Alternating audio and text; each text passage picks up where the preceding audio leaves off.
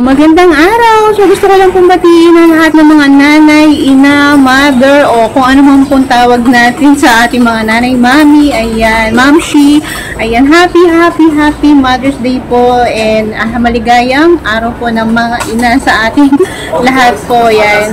And proud po talaga ako sa lahat ng mga nanay na nasa iba't ibang bansa or kahit po sa ang sulok ng mundo po, ayan. Kasi po ginagawa po nila yung lahat, ginagawa po yung best nila para sa mga anak po nila, ayan. So, happy Mother's Day po sa ating lahat kasi po ako po ay isang ina na din. At ganoon din po sa aking nanay at sa aking kapatid, yan. So, yan, happy Mother's Day kay ate na may ano yan, sa lahat na, at sa lahat po ng mga kamag-anakan ko, pinsan, yan, happy Mother's Day po sa lahat po ng mga nanay, yan, sa aking mga inaanak na nanay na rin, yan, happy Mother's Day po sa inyong lahat. Kung may makalimutan man po ako, happy Mother's Day po sa ating lahat. So, ayan. So, punta po ako ngayon sa, sa palengke. Bibili po ako ng pagkain ko. Ayan. So, ito po yung way ko. Ayan, bibili po ako ng pagkain. Ayan, so, stay home lang po ako. Ayan. So, happy Mother's Day po. Enjoy po tayong lahat. Ayan. So, depende na lang po kung paano natin celebrate ang ating Mother's Day. So, ayan, papakita ko sa inyo yung mga bulaklak dito. Ayan. So, marami po talaga nabili ng bulaklak sa Mother's Day. Ayan, ang dami.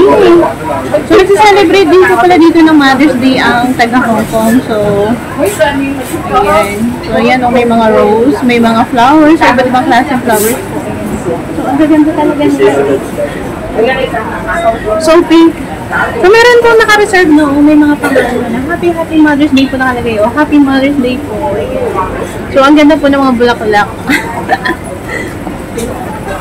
So, picture tayo. Ayan. So, ang ganda po ng mga bulaklak. So, best for mother po. Ayan.